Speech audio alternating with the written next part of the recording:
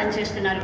వీరి గురించిన వ్యక్తిగత విషయాలు ఇవి అనమాట. ఇక వీరికి మన సంఘంతో ఉన్న అనుబంధం నిన్న మొన్నటిది కాదు. ఒక విధంగా చెప్పాలంటే ఈరోజు స్వర్ణోత్సవాలు జరుపుకుంటున్నాం అంటే దానికి ముఖ్య కారకుల్లో శ్రీ నర్రావుల వెంకటరమణ గారు ఒకరు. గత 40 ఏళ్లుగా మన సంఘం చేసే ప్రజాసేవ కార్యక్రమానికి ధారాళంగా విరాళం ఇచ్చి సహాయం చేస్తున్నారు. ఉగాది పచ్చడి లేకుండా ఉగాది పండుగ జరుగుతుందేమో కానీ నర్రావుల వెంకటరమణ గారు లేకుండా ఒక్క ఉగాది కార్యక్రమం కూడా ఇంతవరకు జరగలేదు, ఇక మీదట జరగకూడదు కూడా. వీరి బంధం అంతలా పెనవేసుకుపోయింది ఈ సంఘంతో. ఇంత గొప్ప పారిశ్రామికవేత్త, ఎటువంటి భేషజాలు లేక చాలా మామూలుగా అతి సాధారణ వ్యక్తిలాగా మనందరితో కలిసిపోవడం, మనం ఏర్పాటు చేసే ప్రతి కార్యక్రమంలో పాల్గొనడం నిజంగా మన సంఘం చేస్తున్న అదృష్టంగా భావిస్తున్నాం. వీరి కుటుంబం కలకాలం ఆయురారోగ్యాలతో చల్లగా ఉండాలని భగవంతుని ప్రార్థిస్తూ ఉగాది పురస్కారం స్వీకరించమని సవినయంగా కోరుకుంటున్నాం.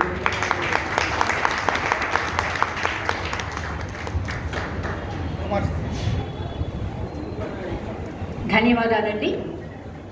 తర్వాత ఏ విషయం అయినా ఒక న్యాయవాది దగ్గరికి వెళ్ళి మనకు న్యాయం జరిగేలా చూడమని ప్రాధాయపడుతుంటే వారు అడిగే మొదటి ప్రశ్న, ఏమాత్రం మీరు ఖర్చు పెట్టడానికి సిద్ధంగా ఉన్నారు అని.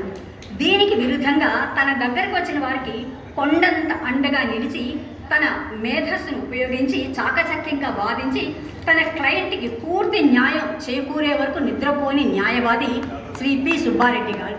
మద్రాసు ఉన్నత న్యాయస్థానంలో అనేక సంవత్సరాలుగా న్యాయవాది వృత్తి నిర్వహిస్తున్నారు పి సుబ్బారెడ్డి గారు. వీరు కీర్తిశేషుడు దశరథరామరెడ్డి గారికి అత్యంత ఆత్మీయులు. ఆ ఆత్మీయ బంధంతో సుబ్బారెడ్డి గారు మన సాంస్కృతిక సంఘానికి వారికి తోచినంత ఆర్థిక సహాయం చేస్తున్నారు. ఈ రోజు వరకు ప్రతి ఉగాది కార్యక్రమం దిగ్విజయంగా జరగడానికి ఆర్థిక సాయం అందిస్తూనే ఉన్నారు. వీరికి తెలుగు భాష అంటే ఎంత మక్కువ అంటే వీరి కార్యాలయంలో పనిచేసే వారందరూ కూడా తెలుగువారే.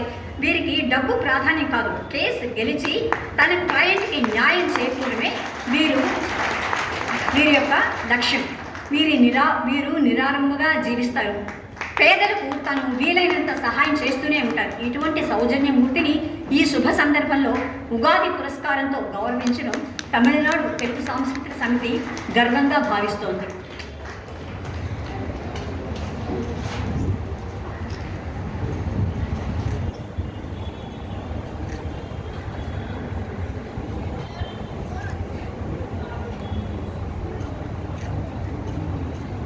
ఉగాది పురస్కారం స్వీకరిస్తున్న వాళ్ళందరూ కూడా అల్లాటప్ప వ్యక్తులు కాదు, చాలా వారి ఆ రంగంలో చాలా గొప్ప వ్యక్తులు. కాబట్టి గట్టిగా చప్పట్లు కొట్టి వాళ్ళని ఉత్సాహపరచండి.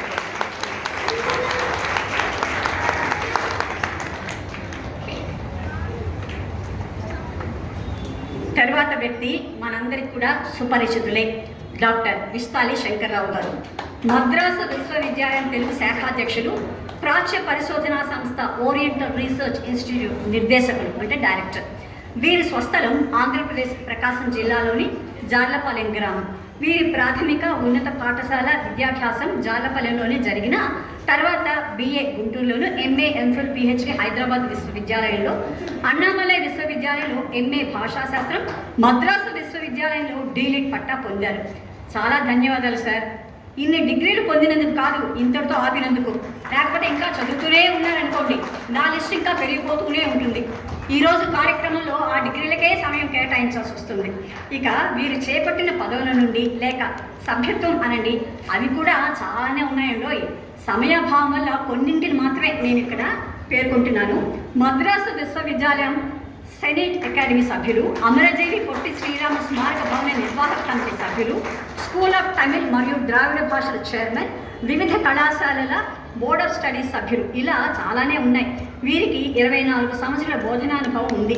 వీరి దగ్గర 17 మంది విద్యార్థులు PhD పట్టా పొందారు, 48 విద్యార్థులు MPhil పట్టా పొందారు. దాదాపు 25 మంది ఇతర విశ్వవిద్యాలయాలకు చెందిన విద్యార్థులకు మౌఖిక పరీక్షకు పరీక్షకులుగా వ్యవహరించారు. 20 దాకా జాతీయ అంతర్జాతీయ సదస్సుల్లో కీలకోపన్యాసం చేశారు. 70 వరకు జాతీయ, మళ్ళీ 27 అంతర్జాతీయ, 10 కాన్ఫరెన్స్లు, 13 కార్యశాలల సదస్సులో పత్ర సమర్పణ చేశారు. సాహితీవేత్తల జయంతోత్సవాలు నిర్వహిస్తున్నారు. 17 సాహిత్య రచనలు, 5 సృజనాత్మక రచనలు ప్రచురించారు. 18 గ్రంథాలకి సంపాదకత్వం వహించారు. ఆకాశవాణి చెన్నై కేంద్రంలో దాదాపు 40 దాకా ప్రసంగాలు కూడా చేశారనమాట. 2018లో అద్దంకి వారి జానపద కళాపీఠం పురస్కారం, అదే సంవత్సరం చెన్నైలో మావా అబ్దుల్ కలాం పురస్కారం, 2019లో కళామిత్ర పురస్కారం, 2023లో ఆంధ్రప్రదేశ్ ప్రభుత్వం భాషా సాంస్కృతిక శాఖ వారి పద్మభూషణ్ బోయి భీమన్న పురస్కారం, ఆంధ్రప్రదేశ్ తెలుగు పరిరక్షణ వేదిక వారి కృష్ణా పురస్కారం వీరిని వరించిన కొన్ని పురస్కారాలు. ఇంతటి విద్యావేత్తని ఉగాది పండుగ నాడు ఉగాది పురస్కారంతో సత్కరించడము తమిళనాడు తెలుగు సాంస్కృతిక సంఘం తన అదృష్టంగా భావిస్తోంది. అంతేకాదండి, వీరు బాల్యం నుండి కూడా రంగస్థలంపై వీధి నాటక ప్రదర్శనలో రంగస్థలం నటుడిగా, ప్రజానాట్య మండలి కళాకారుడిగా గుర్తింపు పొందారు. సామాజిక గీతాలు, జానపద గేయాలతో తనదైన ముద్ర వేసుకున్నారు. ప్రస్తుతం అన్నమయ్య సంకీర్తనలు, తెలుగు గజల్స్ పాడడంలో ఆసక్తి కనబరుస్తున్నారు. తనను తాను మెరుగుపరుచుకుంటున్నారు.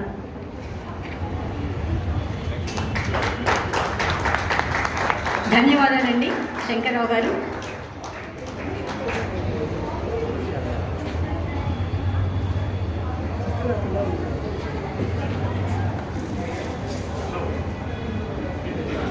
ముదితల్ నేర్వగరాని విద్య కలదే ముద్దార నేర్పించిన. ఇందుకు శ్రీమతి శ్రీలక్ష్మి మోహన్ రావు గారు నిలువెత్తు నిదర్శనం. వీరి చేతికి పనికిరాని ఏ వస్తువు, ఉదాహరణకి విరిగిపోయిన గాజులు, చెరిగిపోయిన పాత బట్టలు, పారేద్దామనుకున్న అట్టపెట్టెలు, ఇలా ఏ వస్తువు ఇచ్చినా అవి ఆవిడ చేతిలో అందమైన కళాకృతిగా రూపుదిద్దుకుంటాయి. ఇలా చేయడం అందరి వల్ల కాదు, వాటి మీద ఆసక్తి ఉండాలి.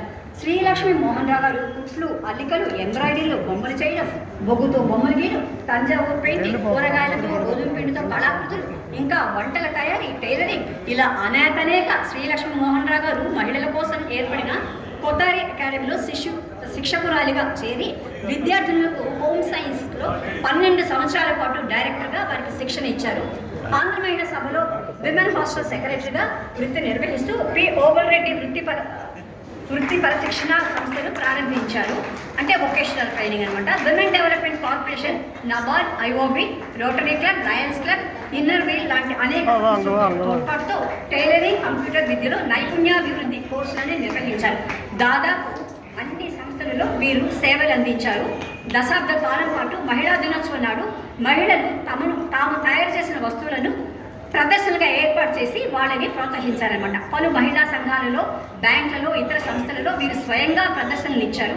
ఆకాశవాణి చెన్నై కేంద్రంలో అనేక కార్యక్రమాల్లో పాల్గొన్నారు. Doordarshan, Sun TV, Vijay TV, Jaya TV వీటిలో కూడా చేతి పనులు, ఇంకా బట్టల గురించిన ప్రదర్శనలు ఇచ్చారు.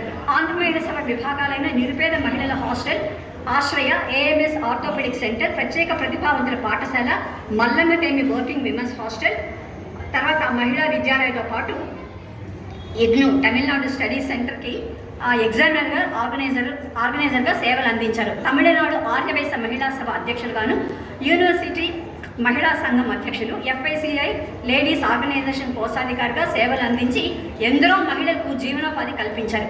ఇలా చెప్పుకుంటూ పోతే ఈ రోజంతా చెప్పాల్సి ఉంటుంది. అంతటి గొప్ప వ్యక్తి నారీ శిరోమణి శ్రీమతి Srilakshmi Mohan Rao garu. Guinness world record holder, Sevaratna, best line of the district, women achiever వీరిని భరించిన కొన్ని అవార్డులు అన్నమాట.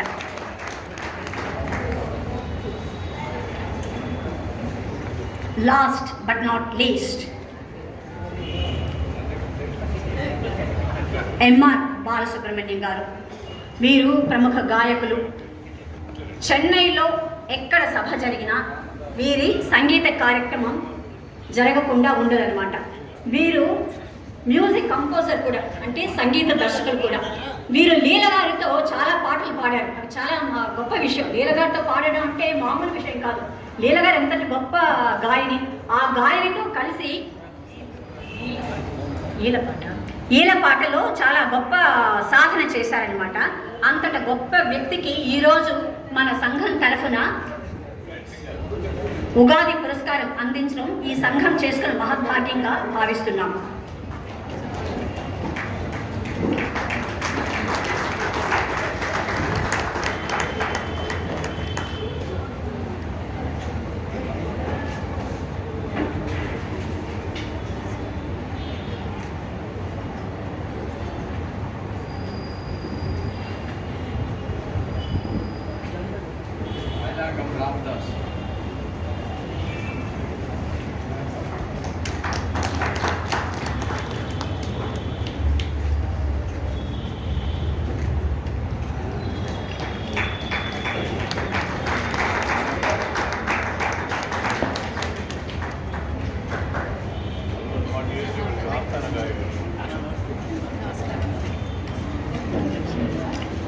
ఉగాది పురస్కారం స్వీకరించిన అందరికీ కూడా మా సంఘం తరఫున ధన్యవాదాలు తెలియజేస్తున్నాము.